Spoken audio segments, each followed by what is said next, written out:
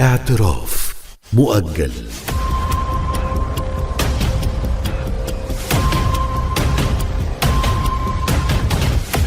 اعتراف مؤجل. اعتراف مؤجل.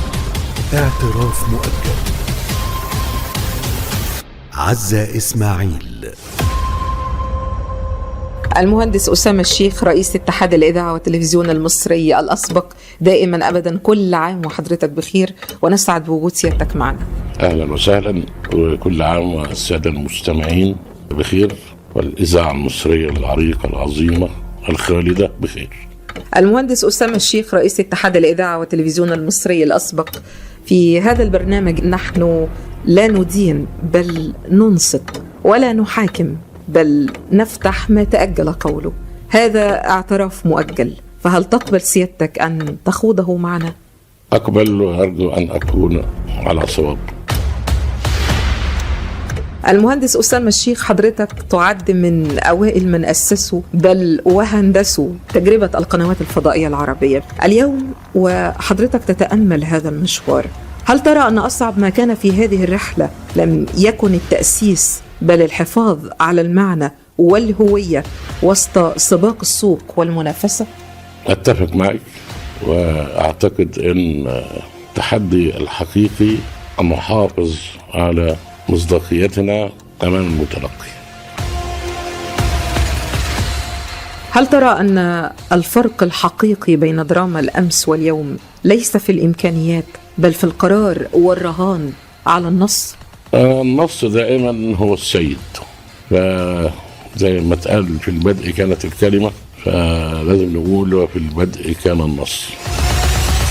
من موقع الخبرة لا النقد، كيف يرى المهندس أسامة الشيخ مشهد الإعلام اليوم؟ هل المشكلة في الأدوات أم في غياب الرؤية التي تجمع بين المهنية والرسالة؟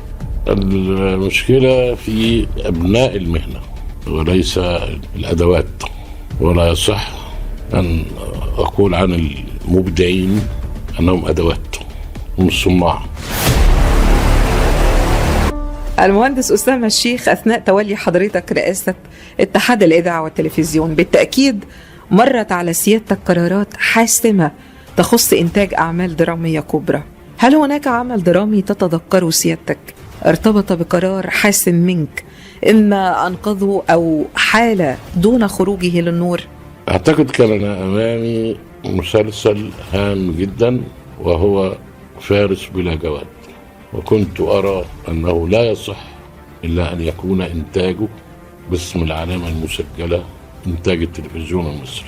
هل كان هناك عمل كنت بتتمنى أن يتم إنتاجه في عهد حضرتك ولكن لم تسنح الفرصة لاتخاذك هذا القرار؟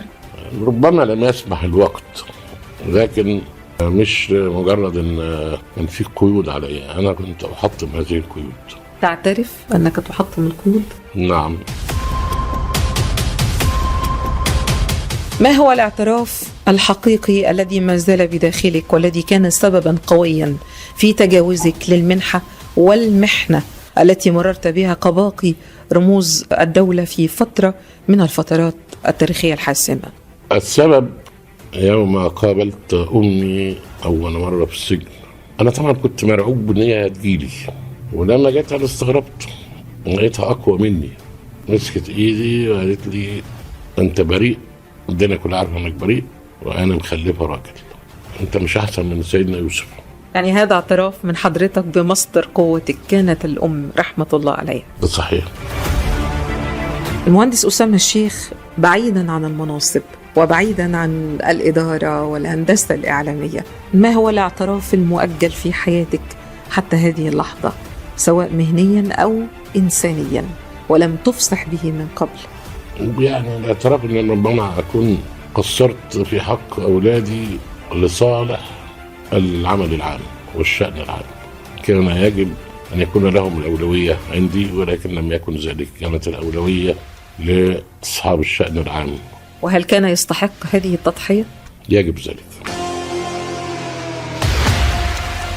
المهندس أسامة الشيخ رئيس اتحاد الإذاعة والتلفزيون المصري الأسبق، شكرا جزيلا لحضرتك على هذه الاعترافات الهادئة والصادقة التي منحتنا إياها في هذه الحلقة. شكرا جزيلا مهندس أسامة. شكرا جزيلا وتشرفت بيكي، وتحياتي للسادة المستمعين اللي بيملكوا الإعلام المصري. اعتراف مؤجل. عزة إسماعيل.